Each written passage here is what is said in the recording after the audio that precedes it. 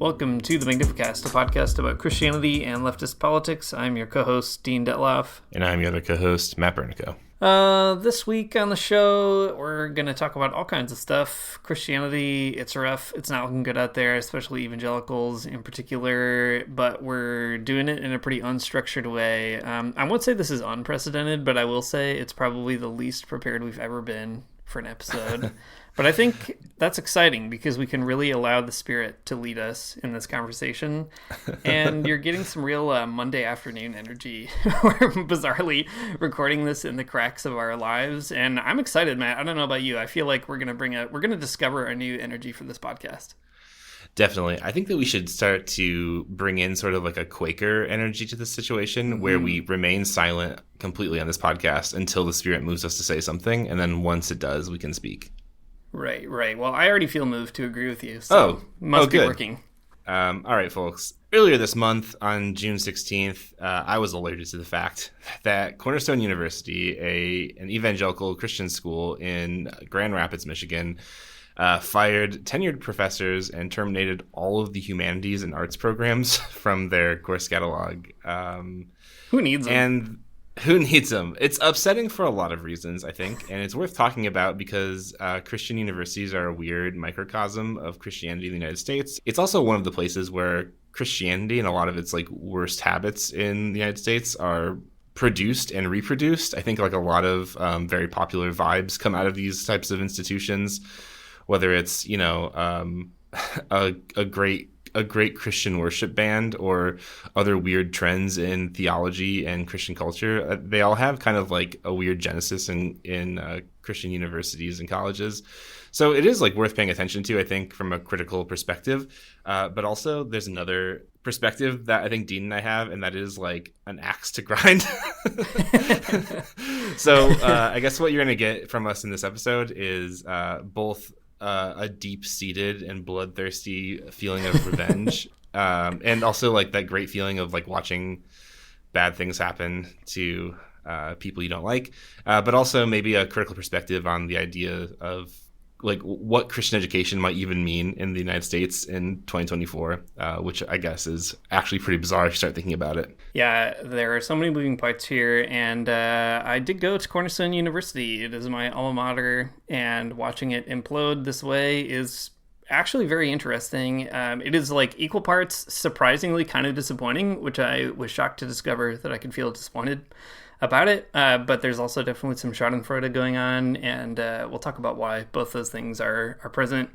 But to get things on the table, I think it would be good to lean into the thing you just said about the reproduction of Christian culture and ideas, and maybe just breaking down what Christian universities and colleges are like. Because I also find in my adult life, people who didn't go to evangelical college have basically no idea what these places are or how they work. And I figure if you, too, have never been to an evangelical school, you might have an impression of what they are, but surely in some ways they feel almost incommunicable to me. You have to have survived them in order to fully get it, but it might be worth even just parsing out what it means to go. And Matt and I have both gone to evangelical schools, and maybe the first thing to say is at my own school at Cornerstone University, I feel like the way that our freshman year was structured is the perfect microcosm of how it all works. Also leaning into the axe to grind energy right off the bat here, I guess. But yeah, please. At Cornerstone University in 2008, when I went there, the introduction to being a freshman at this school was a 2-week pre-semester period. And the first week was spent at a literal Christian summer camp, doing Christian summer camp.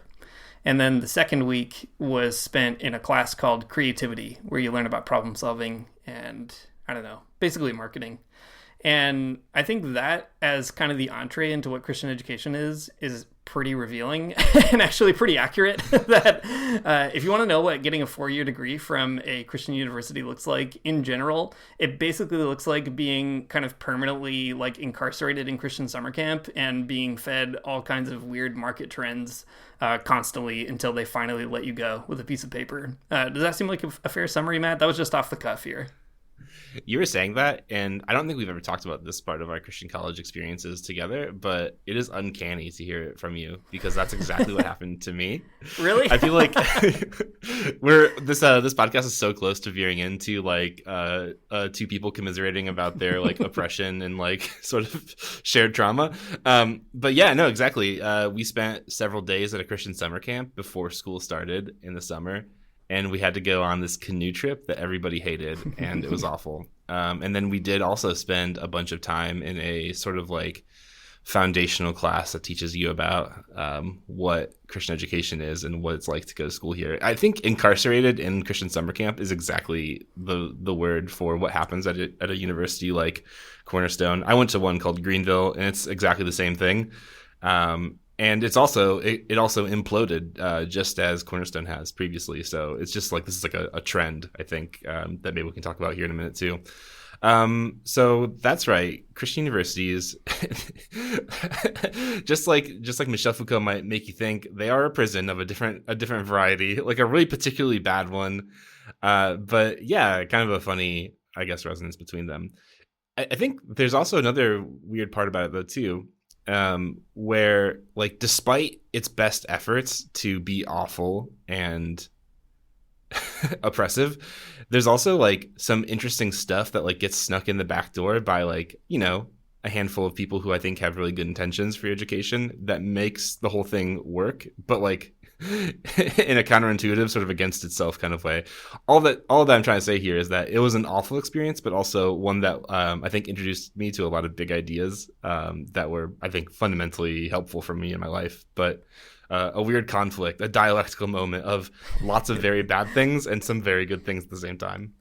Yeah, that's right. When you said Foucault, I immediately thought of the Panopticon, which at my school was called spiritual formation. So Nice. it's an apt analogy. But yeah, I think that what you were just saying is kind of what I was getting at too when I said there's a feeling of disappointment and Schadenfreude all at once. Like, on the one hand, I feel good about seeing Cornerstone do badly in some ways because Sure. I think it's bad. But at the same time, what I don't feel good about is that the people who were cut in the positions that you just mentioned in the arts and humanities were the people who also taught me to think and taught me how to kind of figure out what was weird about evangelicalism in the first place and how to like parse all that stuff out. I had a lot of really good professors, and my wife also went to that school and had a lot of good professors in that department, and made a lot of really good friends there who are kind of all in the same boat where like somehow you've ended up at an evangelical school, not exactly clear how you or anybody else got there, but here you are. And you're being like forced to go to a chapel service in the gym once a week to hear like, I don't know, some author of a weird book tell you about like all the women who are making bracelets for them in Indonesia or something. And like, you're supposed to kind of make sense of that experience while also like reading Russian literature or Dostoevsky. And I think that these particular professors were really skilled at kind of understanding the weirdness of all of that and trying to like be really committed to just helping students figure it out.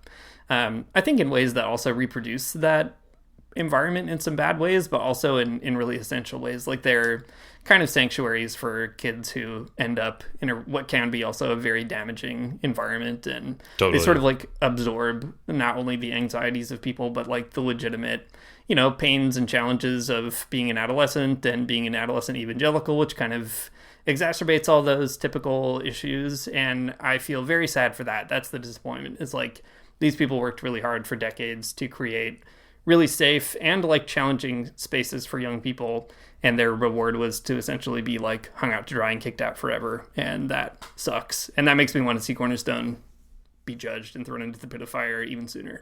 That's kind of how I feel about it at this stage. Yeah, that's fair.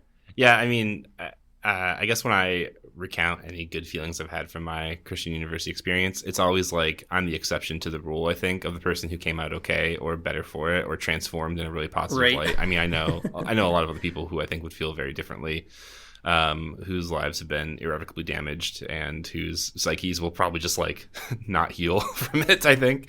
I'm laughing because if I didn't, it would be too sad. But yeah, I think that all makes some sense. And you know, it is kind of weird. No, I'll stop there. So, Dean, instead of talking more about, I guess, our experiences, we'll get back to those in a minute. We can't escape from them, I suppose.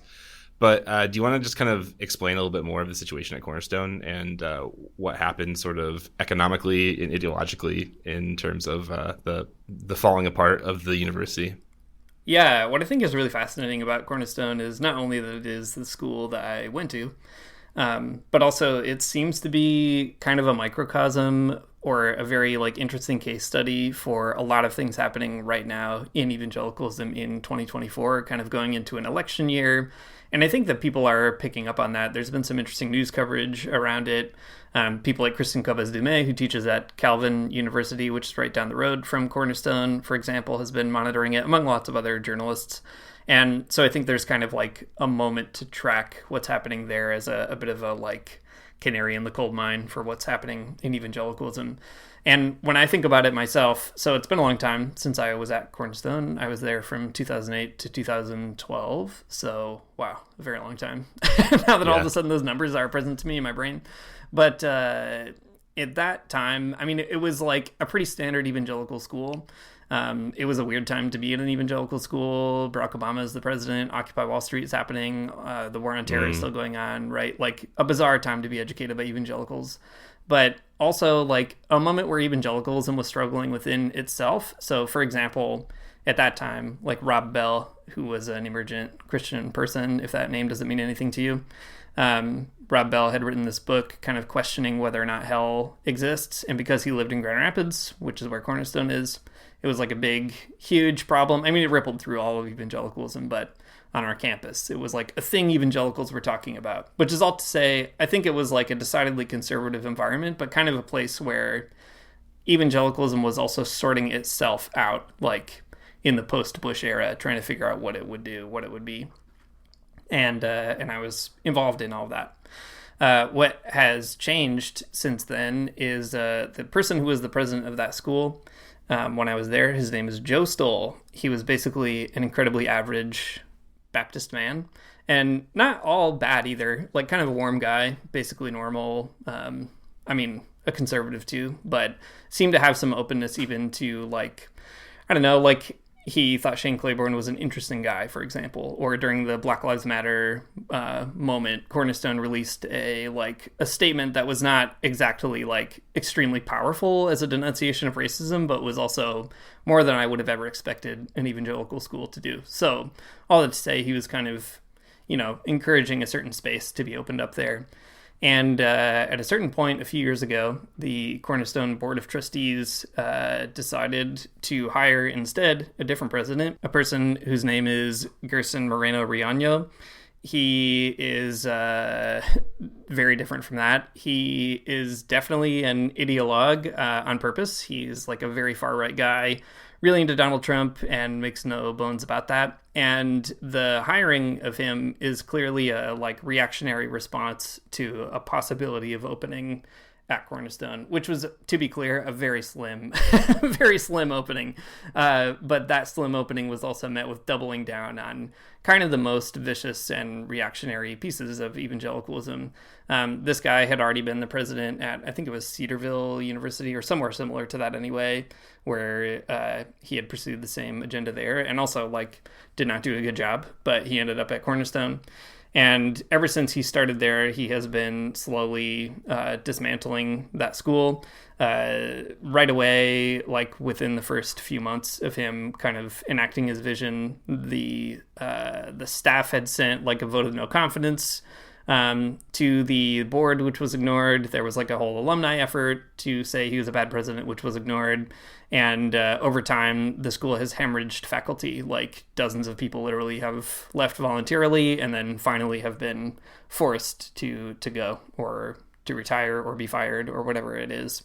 And in that kind of process, you can see the remaking even of evangelicalism to metastasizing into something even worse than it was before, which I think is really fascinating and also troubling. So just to give you one example, my philosophy professor, Dr. Matthew Bonzo, an incredible guy, extremely important to me in my life, a person who is basically responsible for me moving to Canada and studying at the Institute for Christian Studies. Really cool person. He was let go, fired. and he was the only philosophy professor at that school. And he was replaced by a guy named Doug Gruteis. I'm laughing because it is extremely funny to imagine this person replacing Dr. Bonzo, but he is like a Christian apologist who has essentially, he's like the type of person who mistakes like a good quote for an actual like argument, or like the person who reads like a sentence in a C.S. Lewis book and is like, I'm 12 and this is deep, like that kind of person. But like, imagine that was your entire adult life. That's kind of his vibe. And all that to say, that kind of replacement is really symbolic. Like you had this guy, Dr. Bonzo, teaching Hart and Negri, for example, to evangelical teens in like 2009. And now you have this other professor who will basically refuse to read anything that's not written by the most boring Christian person you can imagine. And that's the kind of vision that's being pushed at that school. So all that to say, what's interesting to me is when I reflect on having been there in 2008, for those 4 years, and where it is now, already in 2008, I thought that environment was way too conservative, way too stifling, and ultimately bad.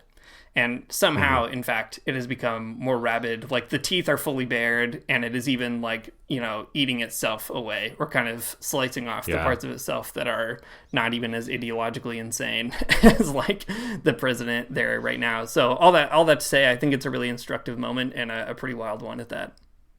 Yeah, totally. I mean, that's not dissimilar from what I experienced as well.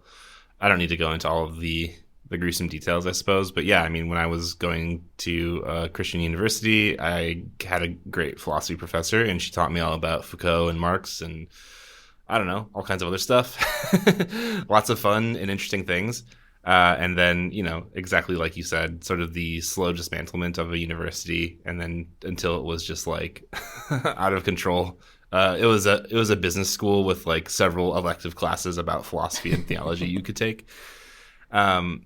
And it's such an interesting thing because I think of those, like, I think of my time at the Christian University. I don't know. I keep like, I think of my time at Greenville as being like really formative, and I learned a lot of things, but it's always happening like behind the back of the university. Like it was never like a fully endorsed sort of thing. It was just always like, there's like the small space, a small opening to do something interesting. And some people were really brave enough to take it.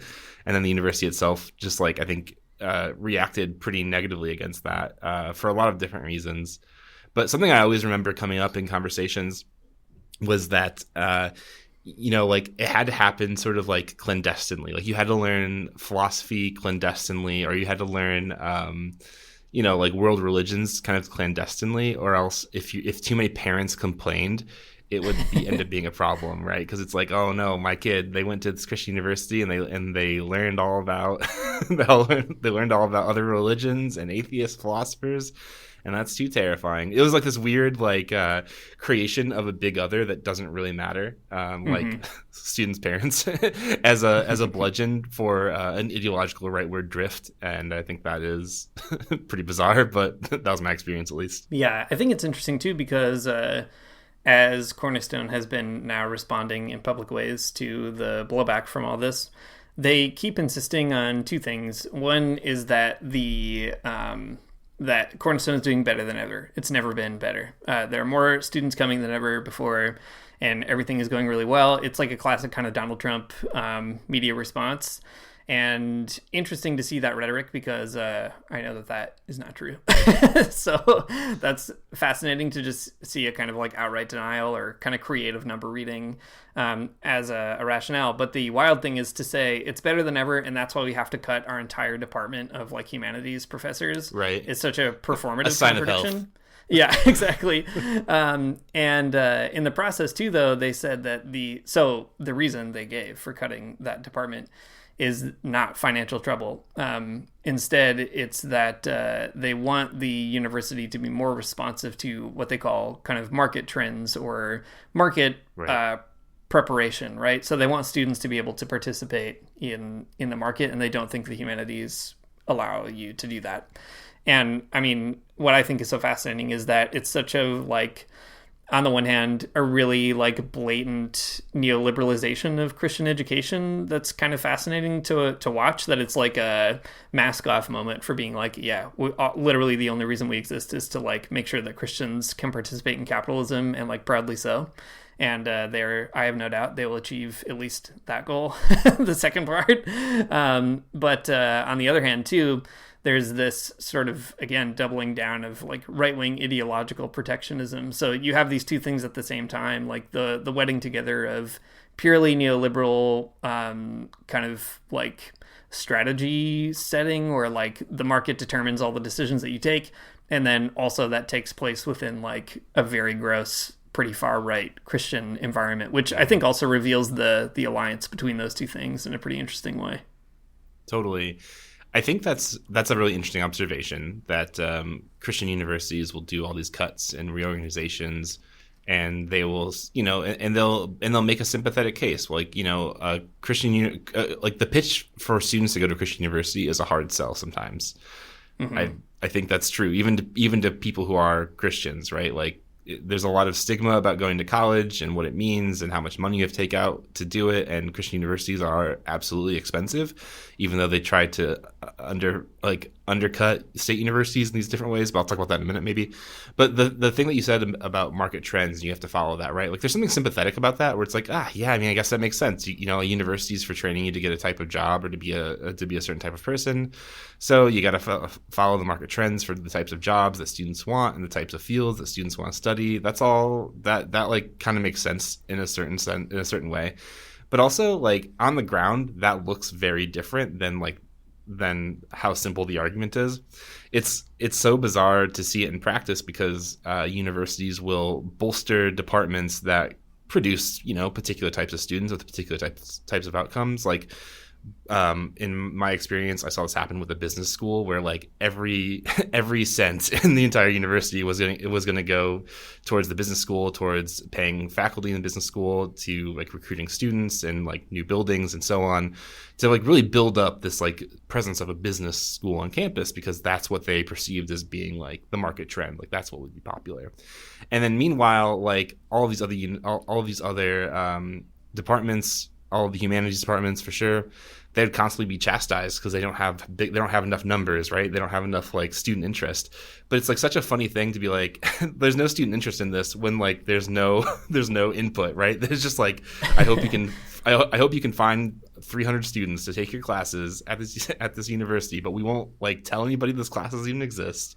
Just like weird, it's just like, oh, it's so difficult. No one wants to be in these classes. No one wants to take these majors and so on. So they have to get cut. But really, it's like universities not really knowing what to do with them, or how to market them, or how to like fund them adequately. Sorry, some of this is part of like the axe I'm grinding, but it is like a frustrating thing to see, and like an ideological decision about what the market is saying and dictating to a university, when in fact it's more just like, mismanagement and the desire for particular like ideological outcomes in terms of like producing just like Christians who can do capitalism better or something. Right. I think what I have found especially fascinating about this whole thing is how there's such a weird contradiction in Christian schools being places that ostensibly exist to educate people, but are like fundamentally anti-intellectual. And like that is a great example, right? Like you fund all these programs that exist to whatever, tell you how to like be an accountant, the kind of thing that you could do literally anywhere. Like you can do that at a community college and it would be fine. You'd have basically the same exact education. But what's supposed to make a Christian university distinct or different is that there's a kind of worldview, a formation, which is, often very bad. But that's the potential sticking point, is that like this is an environment that kind of exists to shape you in a particular way, which I think in theory is actually kind of compelling as an institution. It's why I went to the Institute for Christian Studies for my graduate school, a progressive Christian school that I think actually does this very well and on purpose, and is a really good place. Maybe a good counterpoint to bad Christian schools. Some good ones exist, and ICS is one of them. But might be the only one. Who knows? It could be. But I think all that to say, like, it's fascinating, again, just to see the anti-intellectualism. Like, I watched this video of Doug Gruteis talking about coming to Cornerstone, and it was so funny because the entire time I'm watching it, I was like, this person is not smart. Like, a professional philosopher who's not intelligent, but he, like, the cadence with which his voice is, I don't know, like bellowed or whatever. Like the way he talks makes him sound like a person who could be smart, but he's not actually saying anything. And I think that's really fascinating that places that ostensibly exist to educate you are basically investing all their money either into departments that don't really form you in a particular way, or the ones that do, they are like reduced to the lowest common denominator. Like, don't worry, we will not threaten you with a thought that you've never heard before. If you come here, like everything will be fine. Mom and dad will be proud. And that's kind of the end of the story. It's like a fundamentally like immature kind of institution, right? Like it exists to perpetuate your arrested development. I think that's the wildest thing. An anti-intellectual, anti-grown-up kind of culture. Yeah, totally. And I think that anti-intellectual culture in Christianity extends way beyond Christian universities. I mean, I remember when I was going to go to one, and there were more than one person in my life from my church who was like, "Oh, you're going to go away to those universities, and don't let them lie to you with all these big ideas." You know, even within like Christianity in general, that's like that's a fear. I remember in this one class I was in, it was like one of the capstone theology classes, and we had read this book by a German guy named Helmut Tilke, and it was called A Little Exercise for Young Theologians, and it was like a 50-page book, and the whole gist of it was like, okay, you learned all these big ideas about theology, but like fundamentally you have to go home and talk to your parents still, which is like kind of a good idea, but it's also, there's like also an anti-intellectualism in that, like where your parents really don't give a shit about theology or philosophy. They just want to know whether or not you're like still a Christian or something, and like that's sort of like the litmus test. I guess I hate that in particular because it's not about education or like exploration of ideas. It's really just about making your parents happy.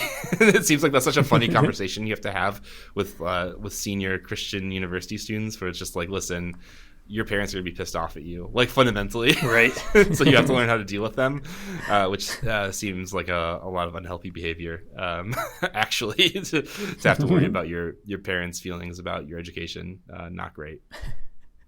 Yeah, that's right. Yeah, fundamentally weird institutions. I think though, yeah, maybe as we're talking about it more too, the thing that is really coming to mind for me is how much the transformation of these institutions is again symptomatic of, and maybe also reproducing the kind of weird moments that we're living through in 2024, because all those places that like your parents are afraid to send you to and also make you afraid to talk to your parents or whatever, in like that's like a best case scenario, by the way, right? Like you come out of that education having a different idea than your mom and dad, like that's like not guaranteed.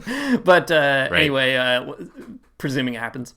But all that to say, I think what's fascinating about these schools is that they are producing, thousands of graduates who've been formed in really particular ways and in a certain environment that exists to like shelter you from the outside world. Not always successfully. Like you said, there's all these clandestine ways of sorting that out. And I think even with the purge of like nefarious faculty, those clandestine ways of learning will always exist no matter what. That's just absolutely, like, yeah, life finds a way, but but nevertheless, like it's troubling to me how that school, like it exists as an apparatus, as like a hothouse for growing specific kinds of human beings.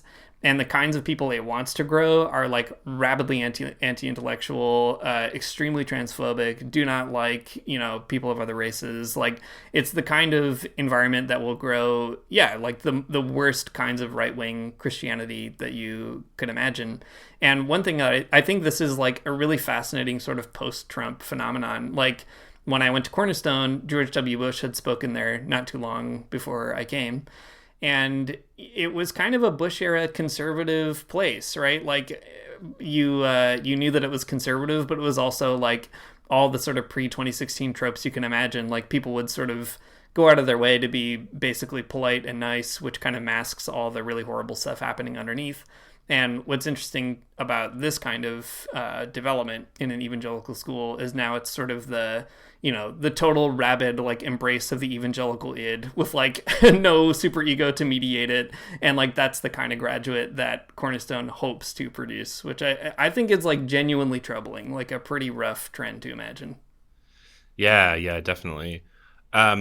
What is the opinion, Dean, of other people who go to Cornerstone on this? Like, have you talked to other alumni about it or current students? I don't know. Like, what's the vibe about the whole thing? It seems bad. It is bad. Yeah. Yeah, I mean, I've talked to lots of friends and other people who've been through Cornerstone. I don't have any relationships to current students, so I'm not really sure what that vibe is like. Although I heard that there's another one. Maybe Dr. Bonzo has like his own special secret clandestine alumni network of of people who went to Cornerstone and didn't like it very much, which I really appreciate. And so anyway, I don't know. Maybe I'll meet some more and I'll find out what other people think. But I think the impression that I have gotten is that it's kind of the same all over, and it's similar to what I had suggested earlier, that there's this sort of like dual impulse where on the one hand it's like this is a natural conclusion to a lot of stuff that has always been not great about the institution. And at the same time, there's a kind of like weird mourning of the fact that there was a weird space that thrived despite all that. And now that is eroded and gone. So, I mean, one sentiment I've heard from a lot of people and that I've been feeling myself is that in a strange way, knowing that exception existed within the university kind of allowed you to, like, you might have resentment toward going there, but you balance that resentment out with like, okay, but at least I got this out of it, you know? But with that kind of thing gone or punished or like totally rejected, it almost feels like there's either the two reactions I've heard are like, one is like pure and total rage and resentment of kind of like a festering wound that has finally opened and burst. You know, there's like that side of it. And the other is sort of like complete apathy. Like, okay, then I guess there's basically no reason to ever care about this place again. And I think that's pretty fascinating too, that, Cornerstone has, just chosen to essentially alienate like wide swaths of its own alumni community, but that part is not as surprising to me. Yeah, interesting. Yeah, I've seen some similar things happen at the institution I was at as well. There was actually some really interesting sort of grassroots organizing that was going on at a few different levels and at different times, especially around like LGBTQ topics and students and their existence on our campus. And that was always really interesting to see, like the ways that alumni would kind of like either work out or completely abandon sort of any care for the institution itself, you know? But I think I saw something pretty similar where it's either like people were like they want to hold something that they found true there together, and they want to like try to widen that space for other people to experience it and like, you know, make space for queer people on campus, which is a great feeling. But then like when you can't feel like there's any budge or there's any like lever of power to pull against administrators or whoever else is the big bad guy on top, there's a sense of like apathy or nihilism. It's just like this is all sort of lost. And I think both ideas are hard in their own ways. Obviously, like I like the idea where something could be done and that like we want to make things better. That's probably a good impulse to follow.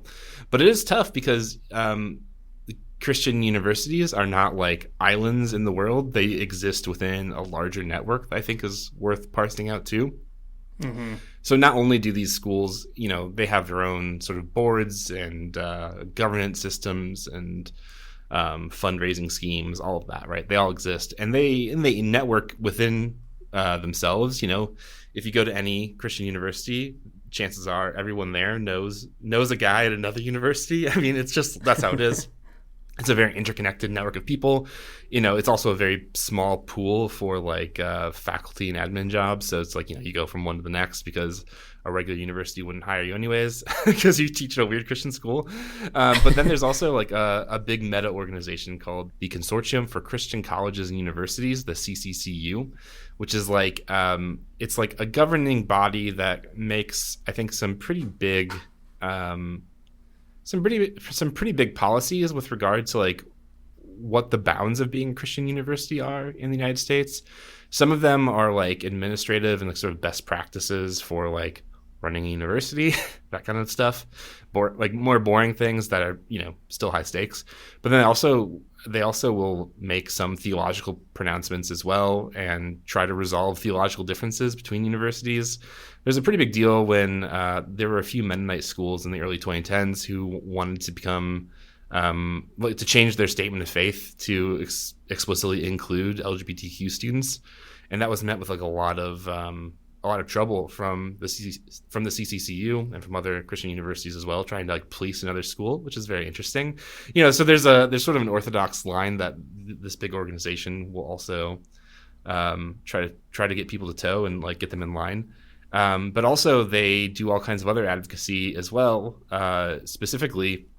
Well, I mean, there's a lot of different types of advocacy that they do with the government, but one type of advocacy among others is like anti-workers' rights advocacy, and to make sure that staff, employees, faculty, and so on at these universities can't unionize.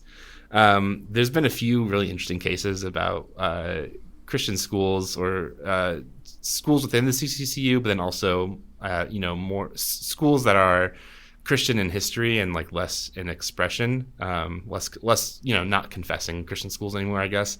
Trying to unionize. There's been a few places like Pacific Lutheran University and Bethany College. Bethany College was, I think, one of the more recent ones in 2020. But there's this kind of really interesting moment in like labor history in the United States where some openings that the Obama era NLRB made created some space for faculty unions or staff unions at Christian universities, and some were attempted. But like just as they were kind of like getting off the ground, the Trump administration came in and made more changes to the NLRB.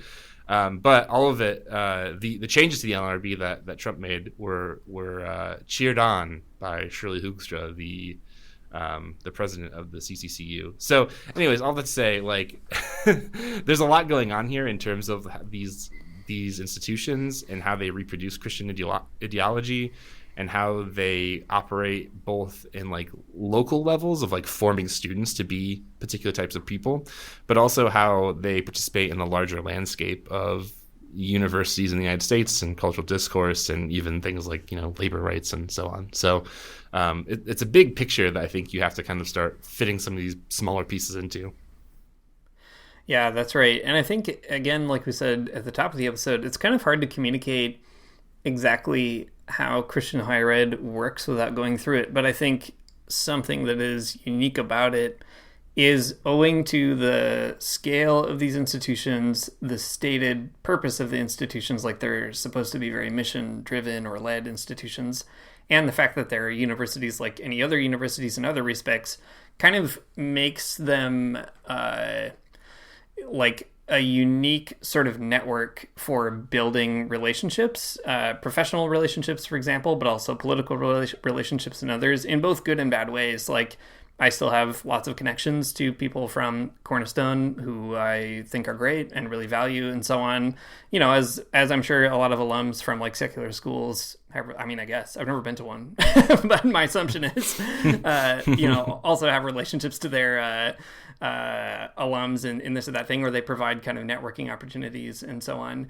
But I think what's really wild about it is, because of that scale, some of those relationships can be thicker, or they overlap in many other areas of life that might not otherwise overlap if you're at a secular school. So, the person that you vaguely knew at college also now goes to your church, and like you said, it's like a small pool of jobs, and the more denominational you become, there's also small pools of discussion there, and so they can create like thicker boundaries or thicker bonds and networks. And what I think is especially tough is that these kinds of schools really benefit from the conservative networks that congeal around them, because they pour tons and tons of money into these schools, and ultimately they become the governance of those schools in ways that, on the other side, people who've gone through those schools and sort of leave or are disaffected by them or don't feel connected, like, I am not donating to Cornerstone University, and I'm definitely not trying to get a seat on like the board of trustees at that school, all these kinds of things.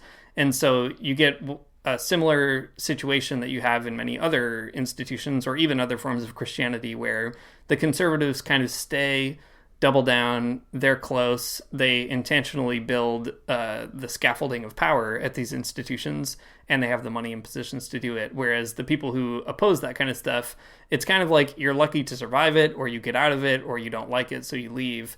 And there's not that kind of counterbalanced power. And so the institutions are always going to trend toward the moneyed interests of a kind of right-wing class. And I think, to me, that's also why Cornerstone is such a fascinating thing, is that all those tight networks that have congealed around the sort of Trump vision of a Christian right wing in the US are also congealing around the shape of higher education in these interesting ways. And I think those are things that are like hard to communicate to like the media, for example, or even like political scientists or whatever, that there are these kind of informal means of reproducing power, and they sort of they graduate up to the level of like the CCCU, which is coordinating all these schools at once. And that's pretty wild. Like it would be great if someone smarter than me did like a power mapping analysis of kind of how these schools network and talk to each other. But it's a pretty formative world, or formative like network within a network of networks that forms right-wing power in the US.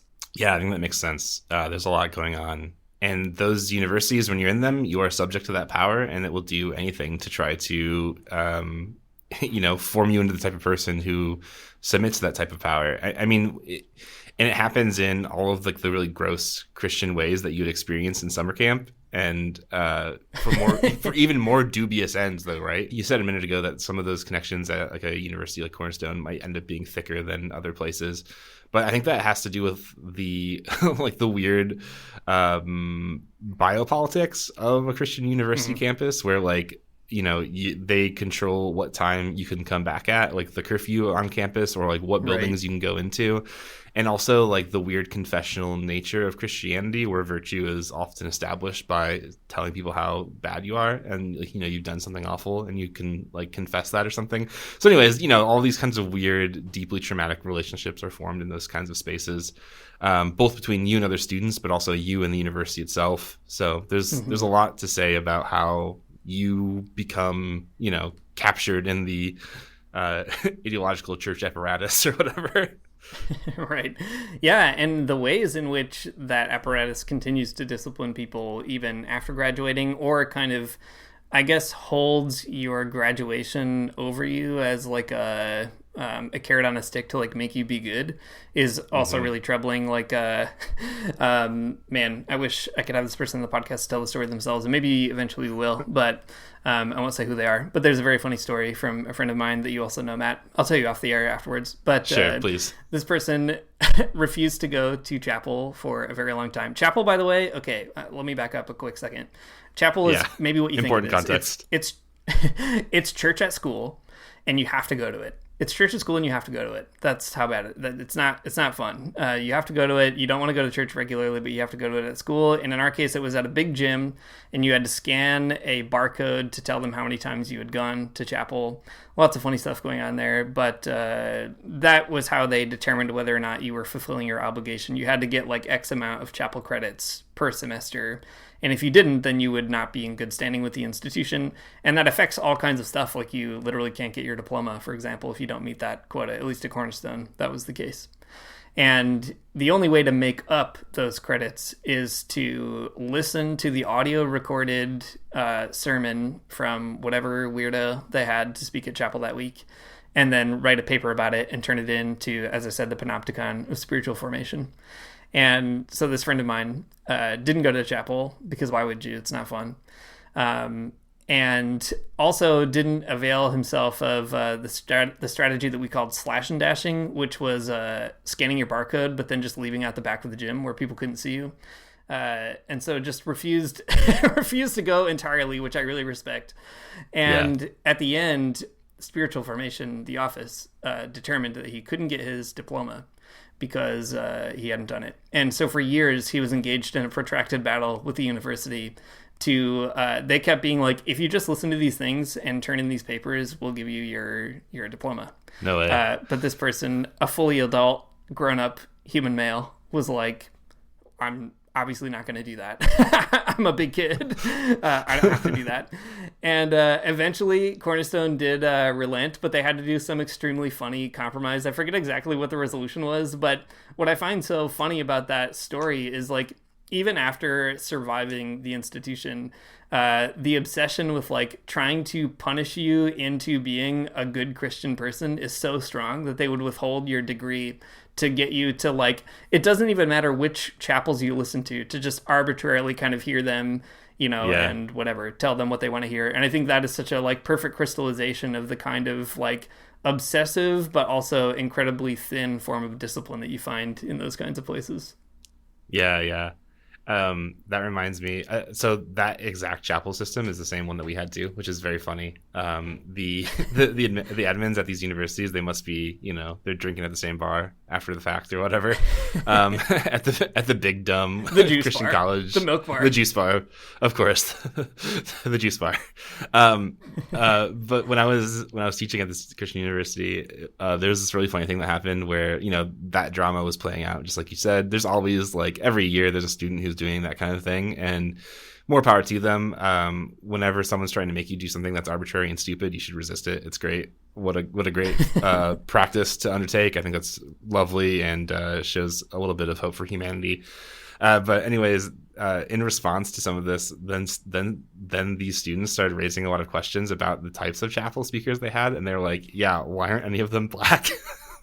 And then the university was like, "Oh no, like we made a mistake." It was really great. Awesome. Really great to see sort of like the reversal of power of like, oh, you want us to take this very seriously?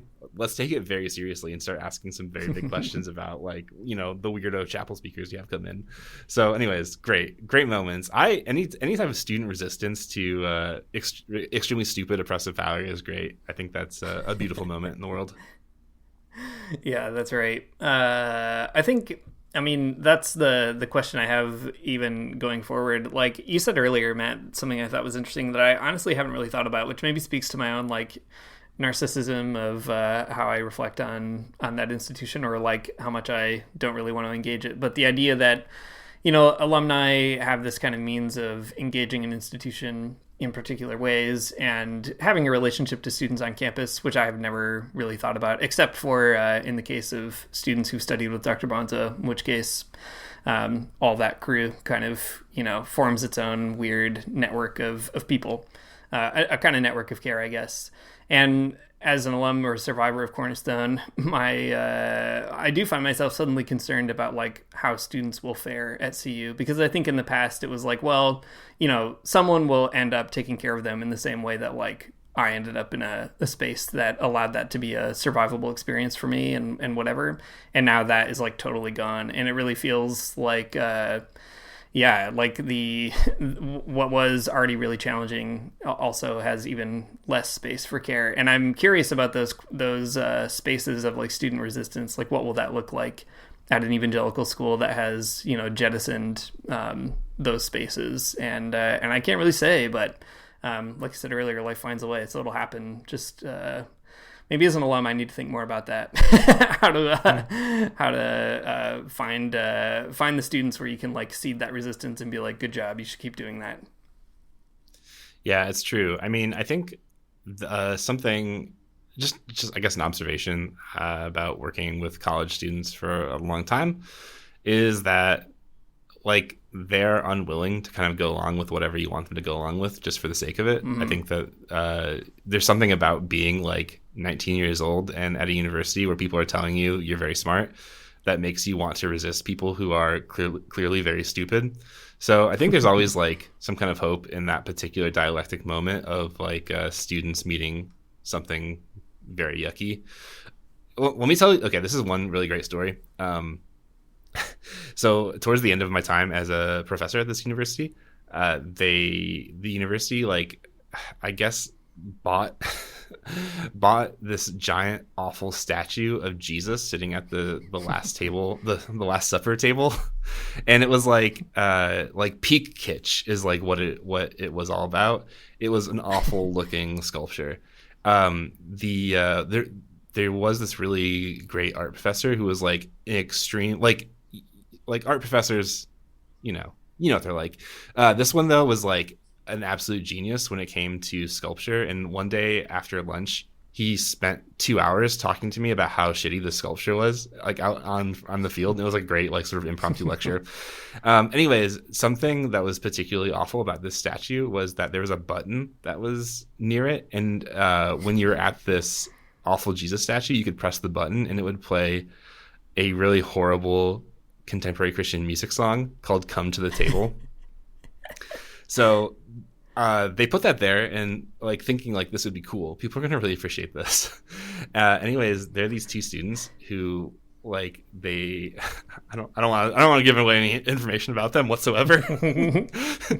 But they did find out how like where the song came from, like technologically speaking, in terms of like the infrastructure of the stable, and they put a lot of other songs in it. And for an entire year at the university, whenever you pressed the button, it would play the song "Africa" by Toto, which is very funny. So anyways, these beautiful moments of students like just like sticking it to them, you know, and it's great because no matter like how oppressive a university is, it will always face that problem. And I think that's the only hope that these kinds of spaces have is students who are willing to pull a prank, do something stupid, ask a question that makes everybody in the room uncomfortable, and the rest of the university just has to like deal with it. It's great. That's right. And also evangelicalism, just like the bourgeoisie, produces its own gravediggers, right?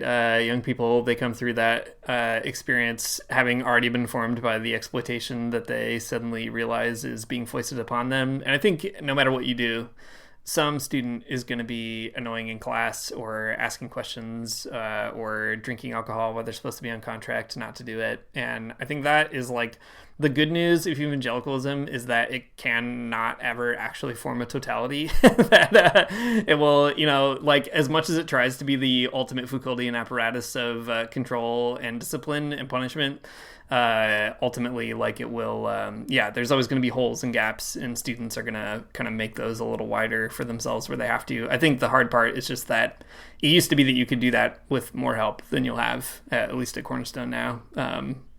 But I look forward to seeing the gaps. Cool, Dean. Yeah. Well, any closing thoughts on Christian universities? They're not good. They won't exist in heaven, and thank God for that. And I look forward to the final and total implosion of Cornerstone, a place that I thankfully have no longer any strange ties to. But I do think there is a strange disappointment to that as well.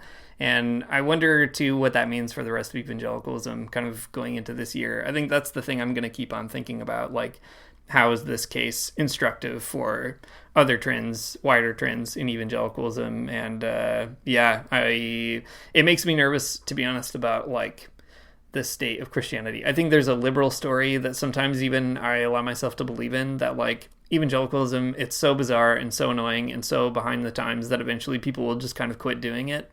And I think it seems like it's kind of the opposite. Like, it's so bizarre and bad that people, for whatever reason, feel they have to like ratchet up the pressure on it. And I think that is a tough thing for me to try to embrace as the truth. But I guess I have to do that. Yeah, I think that sounds really good. Praying an imprecatory psalm for the final destruction of all of these really awful places that I do not like or have any sort of goodwill for anymore. But rather than give myself over to the bloodthirstiness of my own revenge, I will maybe just think about the quote we talked about from Jürgen Moltmann last time on the show, where he says that even in heaven, Christians will not be safe from the future of the God who judges and creates everything anew. And maybe that's as imprecatory as it gets for a Christian university. They're not safe, and I like that. That's right. They're not safe because God will come for you too. I think that's a good line. And an appropriate one to end on, because Dr. Bonzo, who was let go, wrote his dissertation on Jürgen Moltmann. So you've brought it full circle. Ooh, I did it. Thanks for listening to Magnificast. If you like what you heard, you can support us on Patreon at patreon.com/themagnificast. If you do, I think the coolest thing you get is an invite to our our fans only, not only fans, different, our fans only Discord channel where all kinds of people who have suffered similar trauma to you from going to Christian university are gathering, and where God is creating a new thing. So how great! Come and join us and hang in the chat.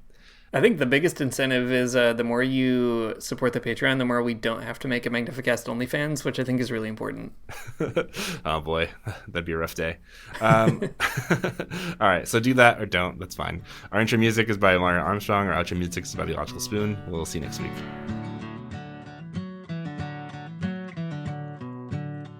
I don't wanna get up for church in the morning, souls alive. Heaven come to earth and there won't be no church. We'll meet down by the riverside.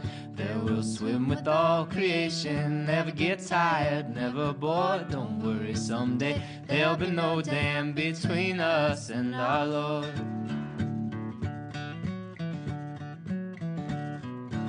Jackson, keep your hoods